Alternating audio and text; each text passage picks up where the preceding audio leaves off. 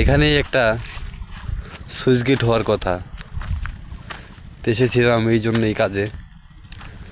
Switch গেটটা নিয়ে এসেছি। বিকো দিয়ে মাত্র আমরা 4 ঘন্টা কাজ করেছি, এরপর আর কাজ হয়নি। তো প্রতিদিন এসে এসে জায়গাটা ঘুরে যাই, দেখে যাই, কিন্তু ভিডিও বানানো হয় না।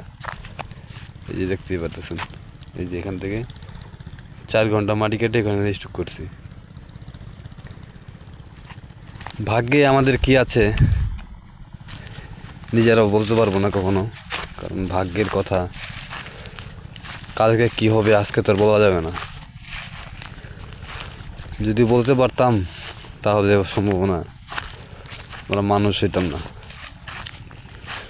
তো এই কথাগুলো বলার কারণ হচ্ছে এই যে প্রতিদিন এসে এসে ঘুরে যাই,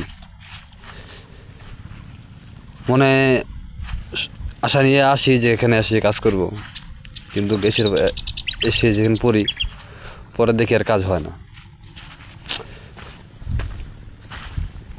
তে মনে হচ্ছে যে ঢাকায় ভালো ছিলাম, গ্রামে সিলেট এসে আরও ভুল হয়ে গেছে। কোম্পানির খাচ্ছিলাম, কোম্পানির গ্যারেজে ছিলাম, মাঝখানে আমার বাসায় ছিলাম, বাড়িতে ছিলাম, তো সেটা ভালোই ছিল। তো কেন যে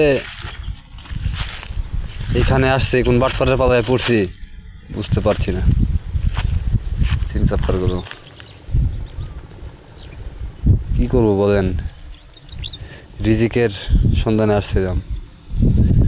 এখন তো দেখি 2-4 দিনের 5 দিনের কাজের 1 মাস চলে যাবে কেমনি অনায়াসে। কী অবস্থা আমাদের।